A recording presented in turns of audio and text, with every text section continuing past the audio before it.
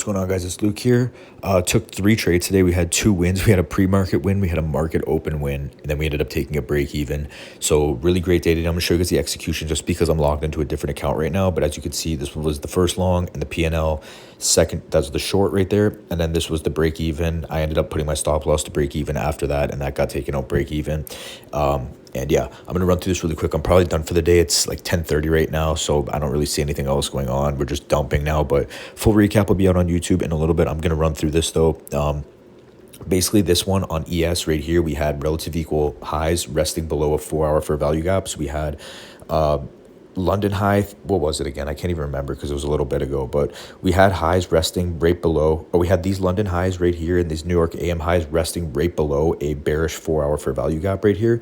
So I figured that price was just going to want to aggressively run into it off the news. So obviously price was trending bullish on the lower time frame.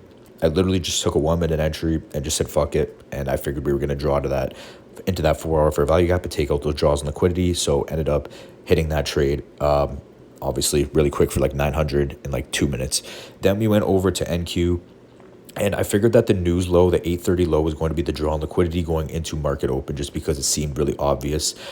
Even though we were trading within this 15-minute bullish fair value gap right here, I seen that on the lower time frame we were respecting out of a 3-minute bearish fair value gap right here. I don't have it marked out. You'll see it clearer on the video, but we're respecting out of this 3-minute bearish fair value gap, and the news low was right there, and then we had true day open all the way below. So I figured that price was just going to run down and at least take out that 830 low, and then you know, we could just get an in and out kind of trade, right? So basically just took the entry around 924, traded it right into market open, and then market open ended up pushing us right to our entry.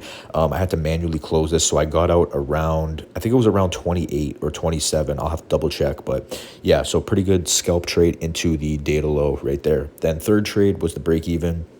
Basically, we had reacted off of the data lows, and we had a nice push to the upside. We were had a shift in order flow on the lower time frame. We were actually delivering out of a 4-minute bullish fair value gap right here, and ES was respecting a 5-minute, and ES was continuously pushing up. So my idea was to take the long, but to manage it as ES started to how it was going to react off the highs, if that makes sense.